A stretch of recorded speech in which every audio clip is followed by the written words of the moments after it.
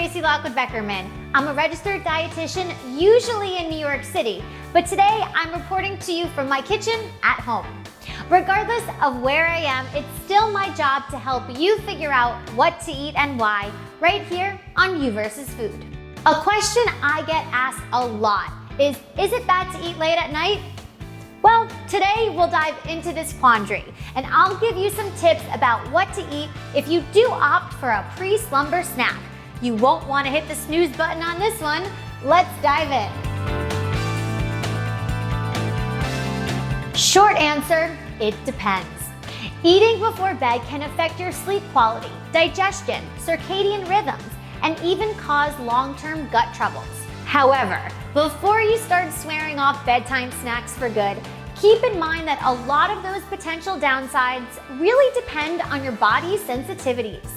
If you have a sensitive belly, a big factor affected by late night eating is poor digestion and stomach pains. That could mean anything from gut discomfort to even experiencing diarrhea and nausea. This is often caused by overeating too quickly late at night. So this means you're not fully digested when you go to lie down. If you suffer from indigestion or heartburn, late night eating can cause problems too. When you lie down, you lose the gravity needed to help keep the food you've eaten moving from top to bottom. The esophageal sphincter, the valve closing the connection between your stomach and your throat, may not close completely as a result. This causes some of your stomach acids to move upwards, causing that oh so painful heartburn. I recommend that those with GERD or gastroesophageal reflux disease stop eating anything 3 hours before lying down. And finally, for all of us, eating a big chunk of calories in the form of a huge meal or snack later in the day may mess up your circadian rhythms. That's your body's natural biological clock that controls your sleep and awake cycles, along with a ton of other bodily processes. Your body is used to using the nighttime hours for resting. So if it has to digest a huge meal instead, that can cause elevated glucose levels, keep you awake, turn on fat storage instead of fat burning in the body, and can lead to longer-term gut troubles. That's why many experts, including myself, recommend giving yourself a few hours between your last meal and bedtime. If you are someone who struggles with glucose control, are often woken by hunger pangs, or are trying to increase your muscle mass, sometimes a late night snack can be a good thing. Having a smaller 200-ish calorie snack, not a meal, can help regulate blood glucose levels and curb cravings. Bonus!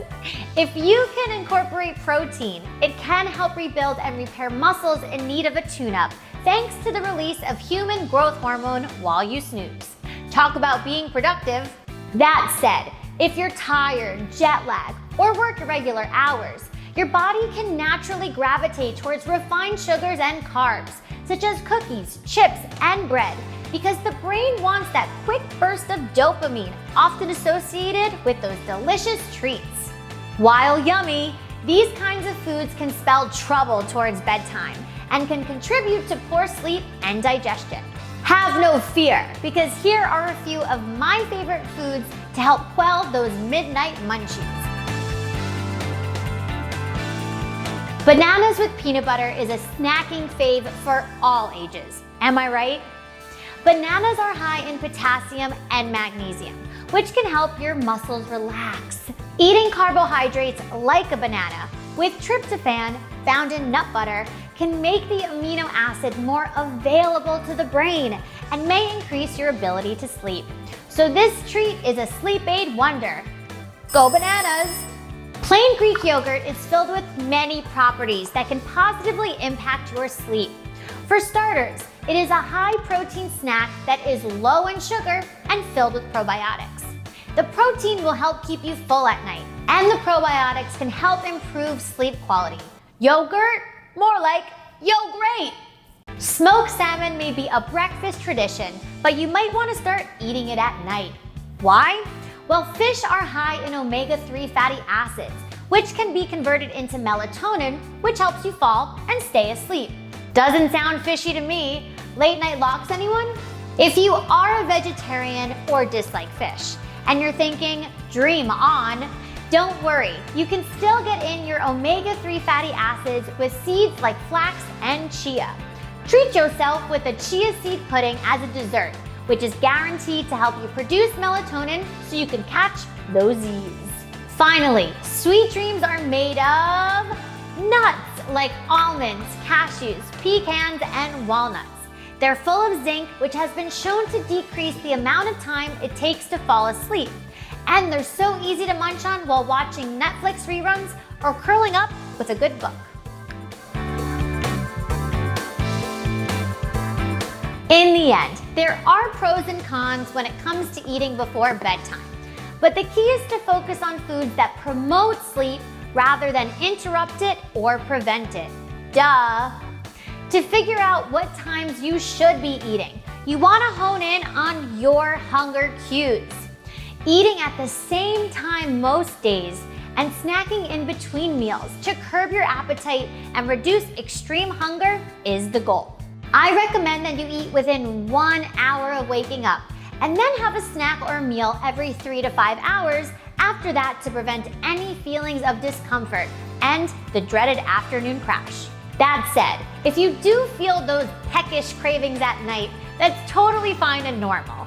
Just be sure to follow my tips and opt for foods containing magnesium, zinc, healthy carbohydrates, and omega-3s to catch those Z's. Thank you for watching this episode of You vs. Food. Sleepy already? Before you rush to pajama up and wind down, subscribe to Well+Good's YouTube channel for more tips and tricks for what to eat and why. Sweet dreams!